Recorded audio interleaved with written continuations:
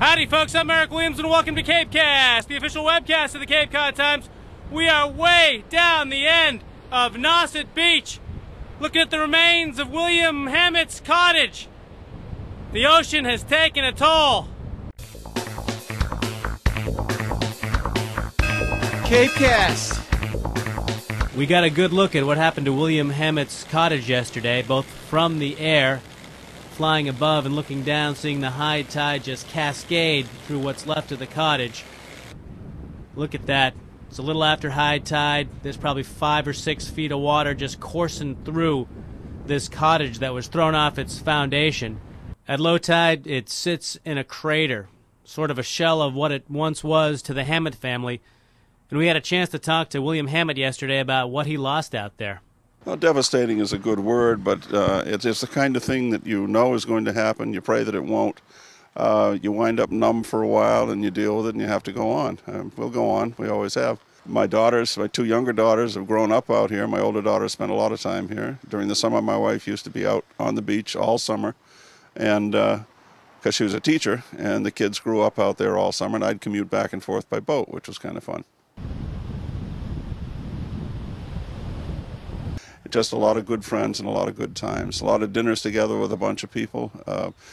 It's almost never just 2 people at a camp. There's always guests, there's always friends, there's always people dropping in, and it's just been a great way to spend the time. The older ones were bare bones, and when they were originally hunting camps, they were very much bare bones. They lit them with candles and they heated them with a fireplace, so they never got very warm. We had many more amenities. Some people think we overbuilt, but we had gas lights, we had a gas refrigerator, we had a gas stove, we had a gas-fired toilet.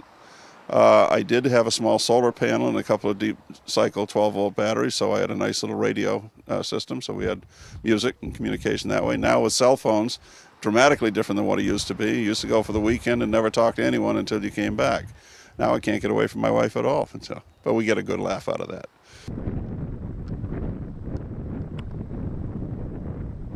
We asked Ted Keon, Chatham's Coastal Resources Director, what's been going on out there, geologically speaking? Well, in April of '07, we had a very strong nor'easter. It was a multi-day event over the Patriots' Day holiday, so therefore you often hear it referred to as the Patriots' Day storm. It ended up to be a federal disaster declaration because it was such a severe storm. A lot of damage along the shoreline, boats, etc., but probably the most significant event was right opposite us is Nauset Beach, which extends down from Orleans and basically protects Chatham's, mainland shorefront with the outer beach.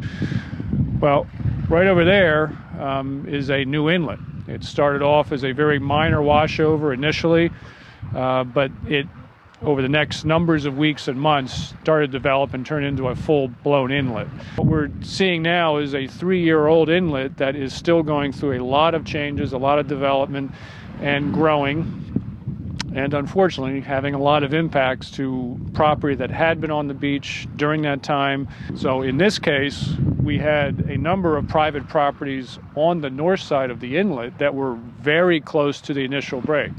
So as that inlet started to widen, those camps either were destroyed or eroded during some storms.